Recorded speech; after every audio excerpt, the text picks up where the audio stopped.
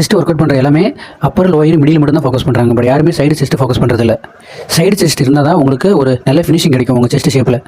எல்லோரும் என்ன நினைக்கிறீங்கன்னா சைடு செஸ்ட் வேணும்னா டிப்ஸ் பண்ணால் தான் வரும்னு நினைக்கிறீங்க. ஆனால் பல பேர்த்தால் டிப்ஸ் பண்ண முடியாது, சில பேரால் டிப்ஸ் நிறைய கவுண்ட் பண்ண முடியாது. ஸோ அதனால தான் இந்த வேரியேஷனை ட்ரை பண்ணி பாருங்கள், உங்களுக்கு நல்ல ரிசல்ட் கிடைக்கும். டேபிள் ரோவில் ரெண்டுத்துக்கும் நடுவில் சென்டர் நின்று நீங்கள் ஃப்ரெண்டு போகாமல் ஸ்ட்ரைட்டாகவே நின்று அது க்ரூஸ் பண்ணால் உங்களுக்கு செஸ்ட் நல்லா ஃபீல் ஆகும். டம்பிள் புல் ஓவர் செஸ்ட்டுக்கு நீங்கள் உண்மையாகவே செஸ்ட்டு உங்களுக்கு நல்லா ஃபீல் ஆகும், நல்லா பம்ப் வேணும்னா நீங்கள் இந்த வேரியேஷன் ட்ரை பண்ணி பாருங்கள். இந்த வேரியேஷன் எப்பயுமே கடைசியாக ட்ரை பண்ணுங்கள். இந்த ஒர்க் அவுட் முடிச்சு நீங்கள் வெளியே போனாலே உங்களுக்கு நல்லா தெரியும், நல்ல பம்பாக இருக்கும், நல்ல பம்பாகவே இருக்கும்.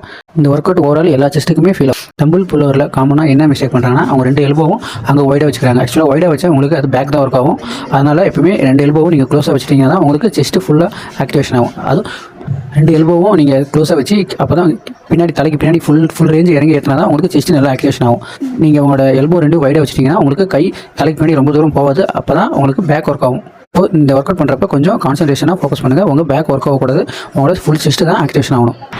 ட்ரை பண்ணி பாருங்கள், உங்களுக்கு நல்ல ரிசல்ட் கிடைக்கும்.